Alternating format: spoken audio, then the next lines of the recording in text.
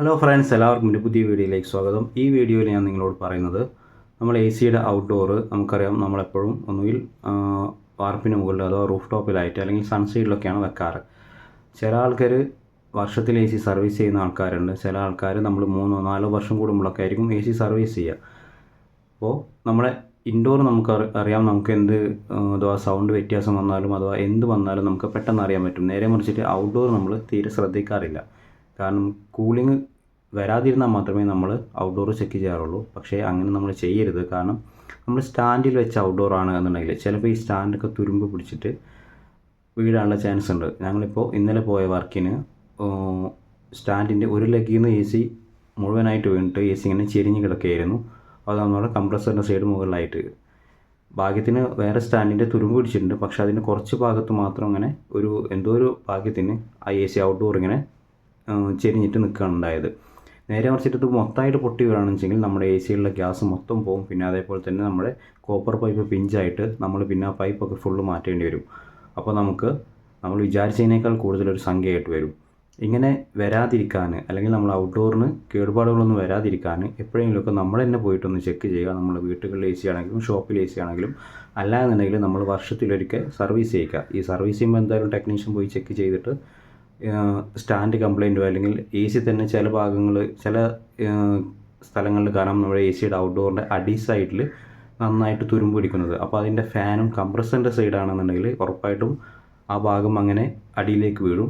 ഫാനിൻ്റെ സൈഡാണെന്നുണ്ടെങ്കിൽ ആ ഫാനിൻ്റെ സ്റ്റാൻഡ് 2 സ്ക്രൂമിലായിരിക്കും നിർത്തിയിരിക്കുക. അത് പിന്നെ കുറച്ചൊക്കെ നിൽക്കുമായിരിക്കും. പക്ഷേ കംപ്രസറിൻ്റെ സൈഡൊക്കെ അങ്ങനെ തുരുമ്പ് വന്നാലും മൊത്തമായിട്ട് നമ്മുടെ എ സി ഔട്ട്ഡോർ വീണ് പോകും.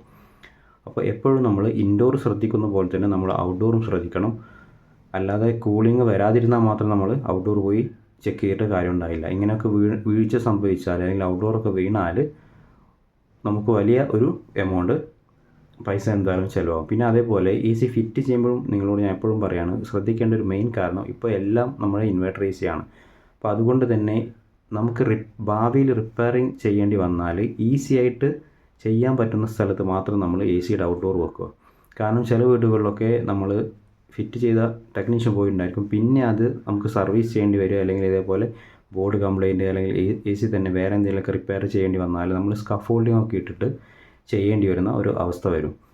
അപ്പോൾ എന്താണെന്ന് വെച്ചാൽ നമുക്ക് ഈ സീസണിലാണെന്നുണ്ടെങ്കിൽ അങ്ങനത്തെ വർക്കൊക്കെ ടെക്നീഷ്യന്മാർ കുറച്ചിങ്ങനെ ലേറ്റാക്കി നിർത്തും. കാരണം ബാക്കിയുള്ള വർക്കുകളൊക്കെ പെട്ടെന്ന് കഴിയുമല്ലോ, അതുകൊണ്ട്. അപ്പോൾ നമുക്കും അത് കാര്യമായിട്ട് ദോഷം ചെയ്യും. എപ്പോഴും നമ്മൾ എ സി ഫിറ്റ് ചെയ്യുമ്പോൾ ഭാവിയിൽ നമുക്ക് എപ്പോഴും മെയിൻ്റെനൻസ് ചെയ്യാൻ ഈസി ആയ സ്ഥലത്ത് തന്നെ വെക്കുക, പ്രത്യേകിച്ച് ഔട്ട്ഡോർ. കാരണം ഇൻവെർട്ടർ എ സിയിലൊക്കെ outdoor P C board complaint ആയാൽ നമ്മൾ ആ ടോപ്പിൽ ബാക്ക് സൈഡിലും സ്ക്രൂ ഉണ്ടായിരിക്കും. ആ സ്ക്രൂ ഫുൾ അഴിച്ചിട്ട് ചിലപ്പോൾ നമ്മുടെ എ സിയുടെ ഫ്രണ്ട് കവർ തന്നെ അഴിക്കേണ്ടി വരും നമ്മുടെ എ സിയുടെ ഔട്ട്ഡോർ പി സി ബി എടുക്കാൻ. കാരണം കംപ്രസറിൻ്റെ പൈപ്പിലൊക്കെ സെൻസർ ഉണ്ടായിരിക്കും, അത് ഓരോ ക്ലിപ്പ് പോലെ ആയിരിക്കും. അപ്പോൾ ആ ക്ലിപ്പൊക്കെ എടുക്കണമെങ്കിൽ നമ്മളിപ്പോൾ ആ ഫ്രണ്ട് സൈഡ് ഫുള്ളായിട്ട് കവർ അഴിക്കേണ്ടി വരും. അപ്പോൾ എപ്പോഴും നമ്മൾ ഔട്ട്ഡോർ വെക്കുമ്പോൾ ഇതേപോലെ ഈസി ആയിട്ട് ചെയ്യാൻ പറ്റുന്ന സ്ഥലത്ത് വെക്കുക. അതുപോലെ തന്നെ നമ്മളെപ്പോഴും ഔട്ട്ഡോർ ഒന്ന് പോയി ചെക്ക് ചെയ്യുക, കുഴപ്പമൊന്നും ഇല്ലല്ലോ എന്നൊക്കെ. ഇപ്പോൾ കുറേ സ്ഥലത്ത് ഞങ്ങൾ പോയിട്ട് കണ്ടത്, നമ്മൾ ഇപ്പോൾ ഇതേപോലെ വേനൽക്കാലത്ത് മാത്രം നമ്മൾ എ സി ഇടും, മഴക്കാലത്ത് എ സി ഇടില്ലല്ലോ. അപ്പോൾ നമ്മൾ ആ ഫാനിൻ്റെ ലീഫില്ലേ, അതിൽ വേട്ടാളൻ അതേപോലെ കടന്നല് അതൊക്കെ കൂട്ടിയിട്ട് അതിൻ്റെ ആ ഉൾഭാഗത്ത് ഇങ്ങനെ ഒരു കള്ളി പോലെ ആയിരിക്കും, അതിലൊക്കെ ഫുള്ള് കൂട്ടും. എന്നിട്ട് ഫാനിൻ്റെ ലീഫിന് ലോഡ് വന്നിട്ട് അത് കറങ്ങുമ്പോൾ നല്ല സൗണ്ട് വരും. നേരെ മറിച്ചിട്ട് അതിൻ്റെ ലീഫിന് അഥവാ സാധാരണ പൊസിഷനിൽ നിന്ന് മാറിയിട്ട് കുറച്ച് ചെരിവൊക്കെ ഉണ്ടെന്നുണ്ടെങ്കിൽ ഉറപ്പായിട്ട് നമ്മളെ ലീഫ് പിന്നീട് നമ്മൾ എ സി വർക്ക് ചെയ്യിക്കുമ്പോൾ ആ ലീഫ് സൈഡിലൊക്കെ തട്ടിയിട്ട് ലീഫ് പൊട്ടിപ്പോകാനുള്ളൊരു ചാൻസും ഉണ്ട്. അപ്പോൾ എപ്പോഴും നമ്മൾ കഴിയുന്നത് നമ്മൾ വർഷത്തിൽ ഒരിക്കലെങ്കിലും എ സി സർവീസ് ചെയ്യുക. അതേപോലെ തന്നെ എപ്പോഴെങ്കിലുമൊക്കെ നമ്മൾ എ സിയുടെ ഔട്ട്ഡോറിൻ്റെ ഏരിയ ഒക്കെ ഒന്ന് പോയി ചെക്ക് ചെയ്യുക. കാരണം ഈ പടർന്ന് പിടിക്കുന്ന ചെടികൾ അതേപോലെ തന്നെ പ്രത്യേകിച്ച് കിച്ചൻ്റെ സൈഡിലാണെന്ന് വെച്ചെങ്കിൽ നമുക്കറിയാം ഈ വാഴയുടെ ഇലയൊക്കെ വന്നിട്ട് ഫ്രണ്ട് സൈഡ് ഇങ്ങനെ ബ്ലോക്ക് ആക്കി നിർത്താറുണ്ട് നമ്മുടെ എ സിയുടെ. അപ്പോൾ എന്താ സംഭവിക്കുക വെച്ചാൽ കറക്റ്റ് കണ്ടൻസേഷൻ നടക്കില്ല, അഥവാ ഹോട്ട് എയറിന് എ സിക്ക് പുറത്ത് തള്ളാൻ പറ്റില്ല.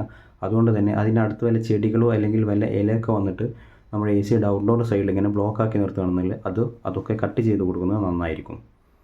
അപ്പോൾ okay friends, thank you, have A nice day.